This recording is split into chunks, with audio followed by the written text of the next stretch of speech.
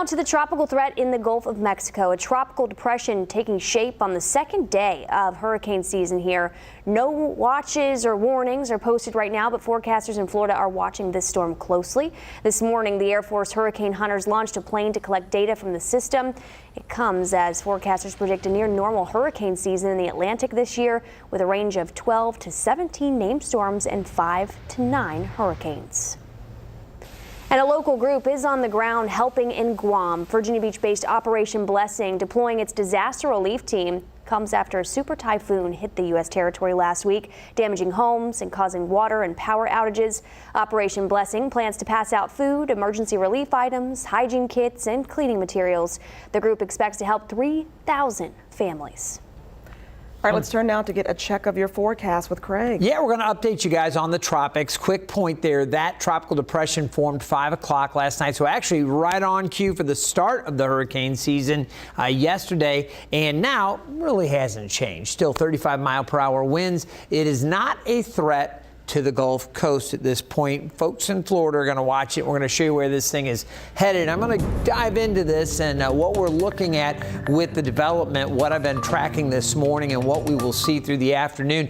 Lots of, I guess, storm development, clusters of showers and storms.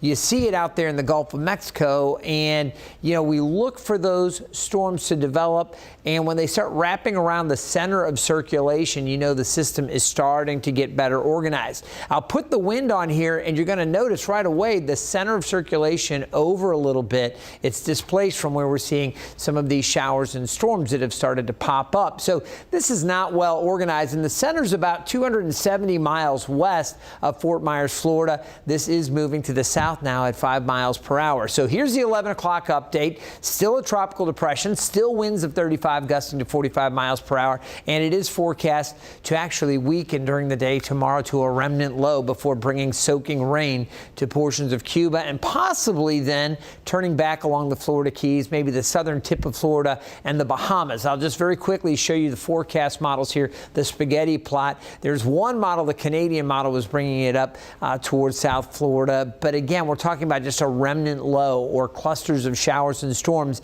and not a mature tropical system on this trajectory here. Now, once it gets out, crosses over the Gulf Stream, maybe it intensifies a little bit. I was looking back at some of the longer range forecast guidance, our global models. None of them were bringing it back up into our area, so I'm not overly concerned, but I do want to show you the general track and thinking here with the forecast guidance kind of carrying it off to the northeast after that.